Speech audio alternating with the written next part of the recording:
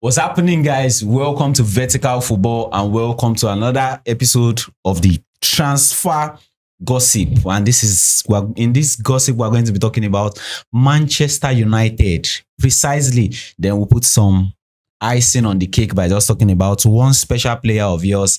And today here with me, it's Manchester United, definitely. So you know who you are going to see on the side here. Shegun, how is it with you today? Great to be here. Good to be here. That's very nice. So just walk us through about Manchester United before we jump into the transfer window. How are you feeling with the club? Is with the new coach now, what we have seen in recent times, is it progress or Man U is still where they are? I don't think it has been progress because everything that we already know, or we've said on the podcast, is what Amorim is just identifying currently. Okay. So in terms of, I think what we are doing right now is to identify players that can play within his system.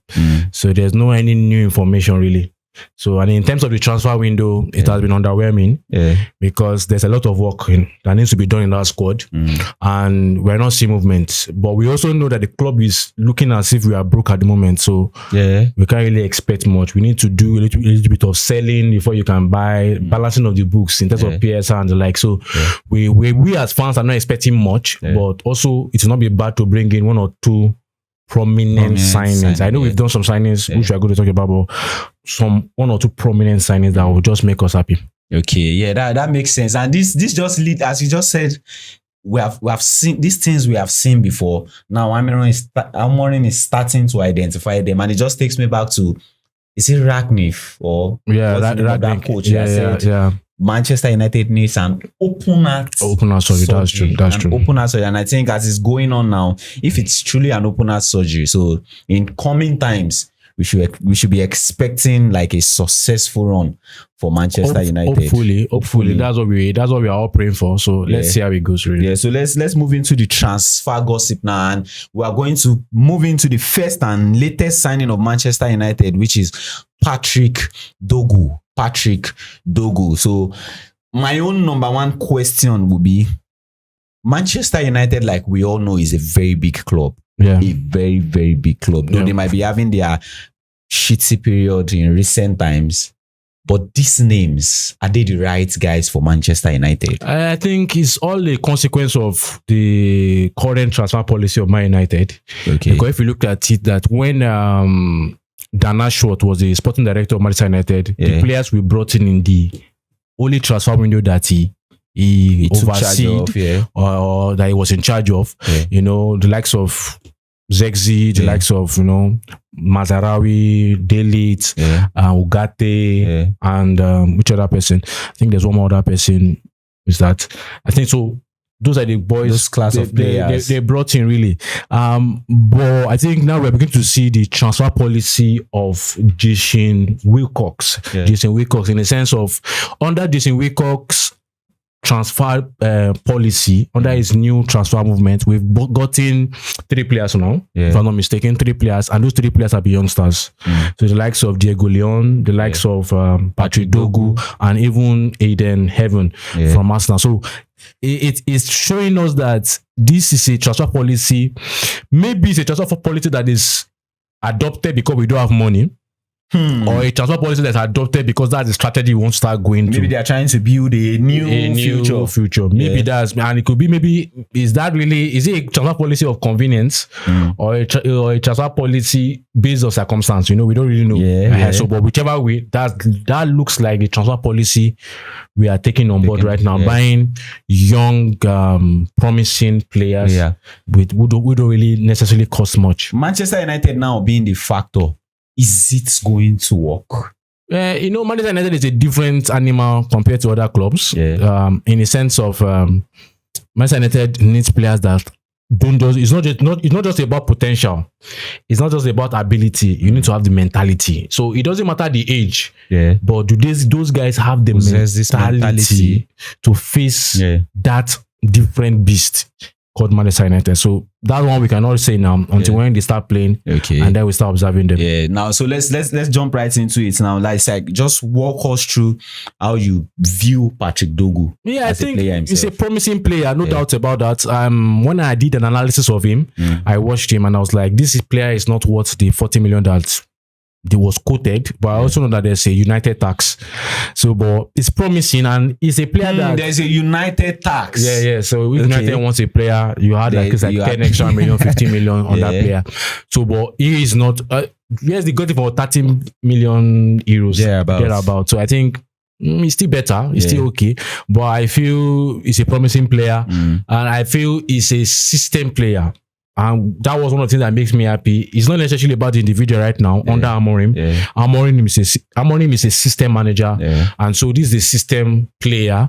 A player that can play both left wing back, right wing back. And that's a position we truly need. We don't really have those type of wing backs that we want to play within that system. So for Dorgu, I think he's a system player that fits into that system. But also, that's about the system. Then you have to also talk about his adaptation. From coming from Leeds to one of the best clubs, if not the best club in the world, in terms of publicity, in terms of fan power, in terms of attention. So in terms of achievement, in respect also to other clubs. So how does he react? How does he survive? You know, so that's what we have to look at. And also, that this is a player that we need to give a lot of patience. He's not the finished product. I've analyzed him.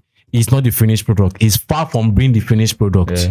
And so maybe he could have maybe the fact that maybe he could come into the club, start very well, and dip up at some moment. The only thing I would say to fans is please be patient with this guy. It's not the finished product. That's perfect and well said. And we wish Patrick Dorgu the best at Manchester United. Everybody, if you love football, you want to see player perform. You want to see them perform. So let's move into Ayden that Manchester United got from Arsenal.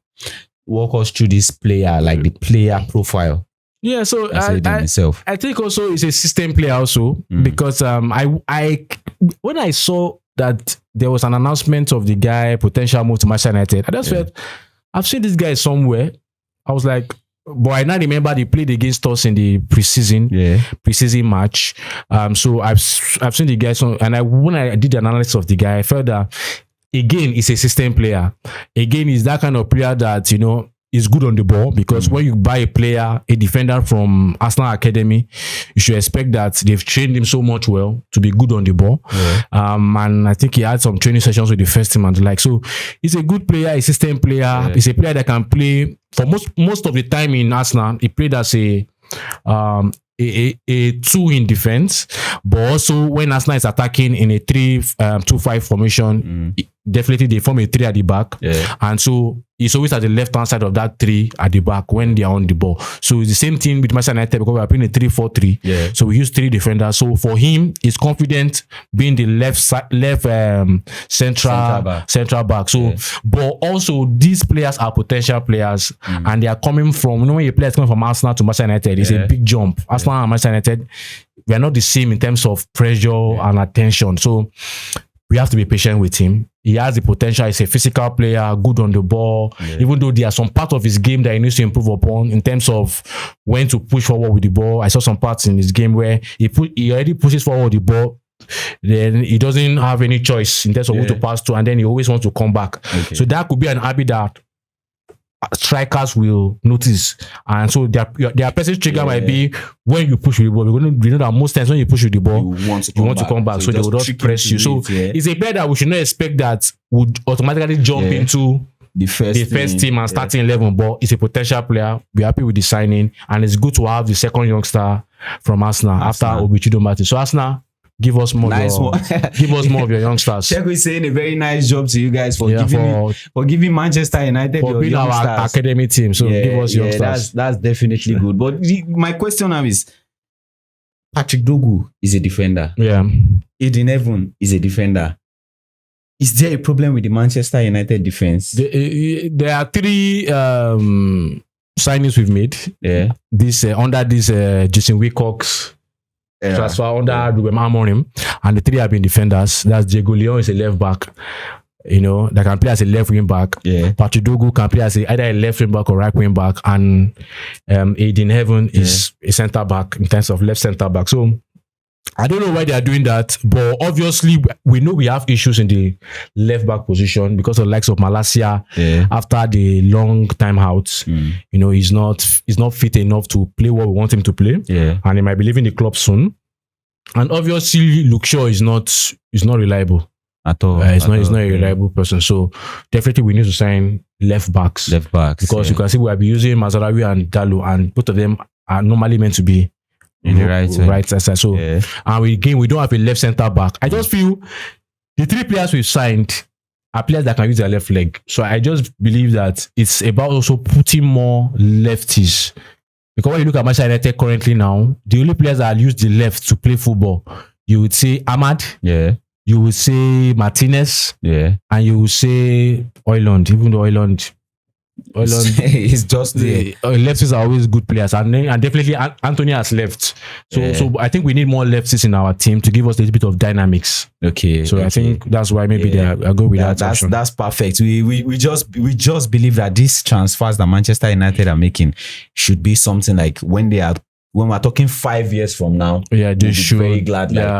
We actually did this transfer. Hopefully. So let's go now to the big boys and talking about Manchester United player that are supposed or that are to be shipped out of the club. So we'll start with Casemiro. Casemiro is this guy now in the Manchester United team. I think every Manchester United fan are kind of like worried when they see him on the pitch playing, and like, I don't think this guy should still be in this team. And now we are hearing the transfer rumor with Roma, and we are hearing Casemiro being, I don't know, is comfortable being in the Manchester United team. What do you think about this transfer rumor? 318,000 per week makes anybody comfortable. If it was my brother, I would not advise him to leave. They made the mistake by giving you 380 after buying you for 60 million. A player that has already passed his prime. A player that, there's a popular, I think I had it from your device before we started recording some hours ago about Jamie Carragher saying, leave football before football leaves you. Football have left Casemiro. It's obvious. We've said it many times on the podcast. But now, as football have left him, he doesn't want the money to leave him. So, guy is comfortable because he's making his money. I think he has maybe 1 or 2 years on his contract. So he's in charge. But I think Casemiro, if you truly love, I can't even say if you truly love your career because he has won everything really. So whatever you want to do, it's Man United fault. But I don't think. And I'm happy he has not been starting for us. I'm happy that even though I've had to endure the rubbish you have been playing all this while, I don't have to add Casemiro's rubbish to it. So for me, it's fine. Manchester United decided to give him the contract. If he doesn't leave, they should also pay the money. Okay, but the point now here is, I think Roma is coming to Manchester United with loan offers.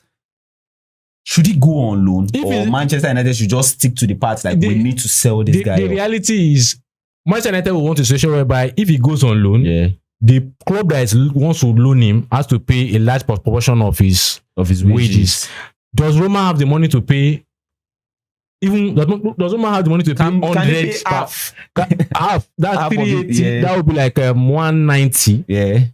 Can Roma pay 190? The highest earning in Roma, highest earning player in Roma, is he collecting 190? I think the reality is Manchester United might have to resort to paying him off to go to another club, pay him off part of his contract. Because the reality is that it was a bad deal on various levels. It was a panic buy. So for me, as a fan, I don't care if it's in the team or not in the team.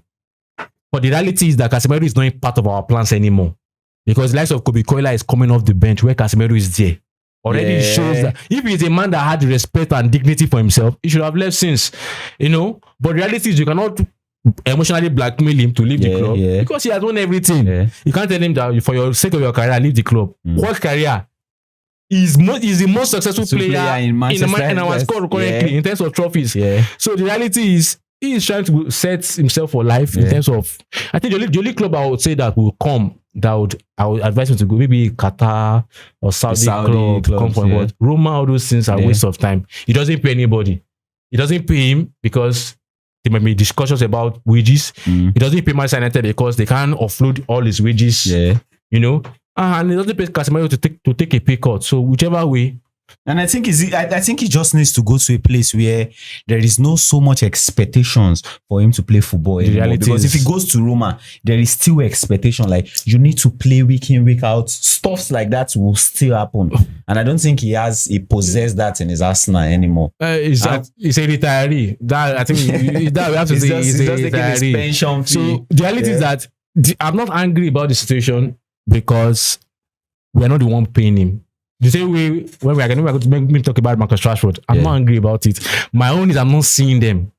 And out of sight is out of mind. So if I don't see them play for Manchester United, I don't care. Think about it's the business of the board that gives them those useless contracts. Yeah. Rashford is 350, Casemiro is 380. Sort it out. It's your problem. So one last question about the Casemiro thing is, now we know like he's a burden to Manchester United now. If burden to the board, not to the fans again. Yeah, not to the fans again. We know now, but the point is, experience-wise, if we look at Manchester United midfield, there is no so much of top experience. And if we are looking at the top experience as at now, Casemiro is still be one of those guys.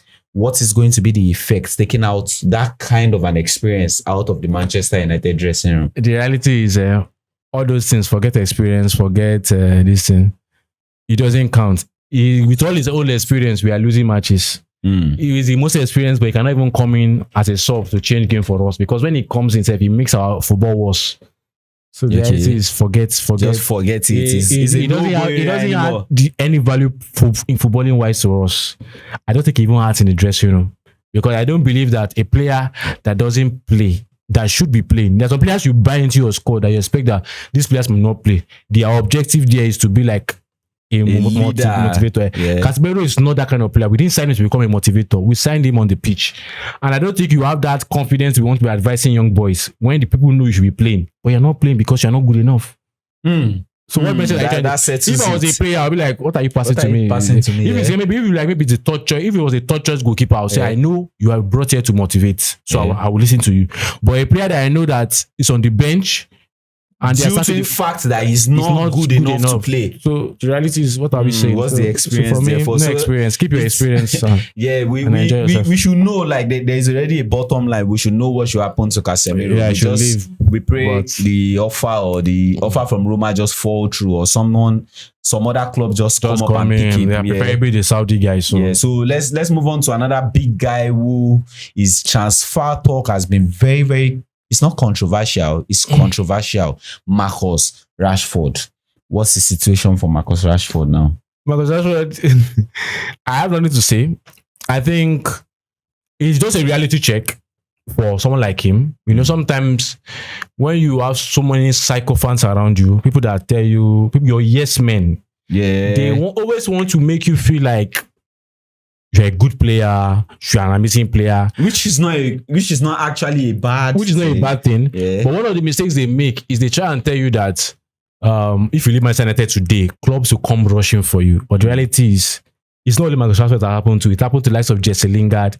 It happened to the likes of Anthony Martial. It happened to the likes of Cristiano Ronaldo. Even is the GOAT. You know, even Sancho was very lucky that Chelsea showed up. Maresca saved him. But the reality is, those players, when they decide to leave, there's always a reality check that no big club comes for them. So, now, I like where you landed it now. Now, let's question the culture. If we're permitted to question the culture, we name player like Anthony Martial, we name player like Jesse Lingard, like Jadon Sancho. Now we have Marcus Rashford. There was Ronaldo in it. Is it these players, or there is something in the Manchester United culture that is causing them to have problems like this? The players make the culture, and the culture makes the players. So it's both. But the reality is, these players I'm talking about, these players I mentioned, were players that left with behavioral issues, or the way they conducted themselves at some moment, like last of Ronaldo, amazing player, for me the best ever. But at that moment with the interview of Paris, Piers Morgan was not really decent. So the reality is, I can afford to take a bad player, but I cannot afford to take a player that has character issues. You understand? Yeah. If he's just maybe a bad player, that's why I like the like of Havertz when he went to Arsenal. Character-wise, it was not bad. From what I know, it's just that his application in the game was not good. It was a tactical issue or maybe a motivation issue in terms of system and like. So I can take such a player in my team. That maybe if I call the player in and tell you that, okay, you have been playing like this in your home club, I want you to like this. I can take that player. I can make the player better. He can be shaped in his game because his character is in balance. Exactly. But the foundation of every player is a character. If your character is not good enough, no club, no matter how much they admire your talent, no board will sit down on the round table and say, let's get this player. So I think it's a reality check for Marcus Rashford. You are still right now in the market. Nobody wants you. So I think if I was you, I would just give Amorim what he wants in training, because I believe it's not over until it's over. Yeah, definitely. He can turn it around. Maguire had worse period. Maguire is now giving a new deal. Even before Maguire was giving a new deal, we saw on this podcast that we feel they should give him a new deal because we found out that it's a 3 at the back now. And it's showing up. Exactly, showing up. But the reality is that it's not over until it's over for Marcus Rashford. Amorim is just saying, I watched the last press conference of Amorim, one of the last games, where he said that even in the game, they needed speed. It was against Fulham, they needed speed. In that game. But if his Marcus Rashford was there, could have given him that speed to threaten and move some pieces in the Fulham defense. But the reality is the guy is not giving all his best in training. Even in training. And he has not been doing that. But just that he was under a manager that was so much complacent, so much unserious. That's why he was playing the games. We said it here on many times on the podcast. Can't we justify it for him? Like, if as a human being, if you go through issues like this, mentally they can mess you up. I know I've said it also on the podcast here that it could be mental issue, and I'm very, very respectful and very, very emotional with him. But the reality I will keep saying is that Manchester United is not the therapy center. I know, that's the reality. And the club can help him in other ways in terms of telling him to go and see a therapist and likes, which I believe they have made suggestions. They have in-house therapist in the club. It's a big club. They have all those facilities. But the reality is, what we're asking you is put 100%. Even in your darkest moment, put 100%. It's not doing that. So it's easy to ask for putting 100% in your dark moment, but you know how dark moments looks like. You know what they feel like. But the reality is, he doesn't even want the help of the club. Because I believe there's a way you relate to the manager. I want to do it, but and the manager will not be calling you out every time in the press conference. Yeah, that's it. The reality is that the manager just sees that it's not as if you have it's an attitude problem. Let me just round up here by saying it's an attitude problem. And there is no serious club in the world that will buy a player that has obvious attitude problems. Nobody wants you. It's better that you are even a bad player in terms of system and tactics. It's better. But attitude, nobody wants to take it. And I think it's a reality shock for him. Nobody wants him right now. And I believe it's going to be a very, very bad situation for him at Manchester United if the transfer window closes and he has not gotten a club. Manchester United, that's going to be very, very bad time because you cannot be assured of playing time and you're just sitting down there. But the reality is he's making his money. He's making his money. Yeah, it's the win-loss. Rashford win, Manchester United's loss. Yeah, exactly. But another thing I just want us to talk about now is the transfer rumor between Chelsea and Manchester United with the player Christopher Nkunku. How do you react to this? I don't want Nkunku. I love Nkunku as a player, but there's injury. There's always an injury problem. Manchester United has so much problem right now. We don't want a player that could be good for us, but also could be bad for us in terms of injury. I know every player has a potential of injury. But this is a player that obviously has shown that cannot play the high intensity games. And Manchester United is not a team where you can like Chelsea, where you can just be passing the ball and moving the ball. We need players that can work hard. Our system is not functioning. You have to work harder than you are used to. And a player that we are still arguing whether he can be fit or not fit. I don't want Nkunku on a loan basis. I don't want Nkunku on a permanent basis. I don't want Nkunku on a free basis. I don't want Nkunku near my club. You don't want to see Nkunku I like him as a player. But Nkunku, he's not that guy for Manchester United. This guy is injured. This guy, even the Conference League, we are playing because it was just easy games where I can just go through.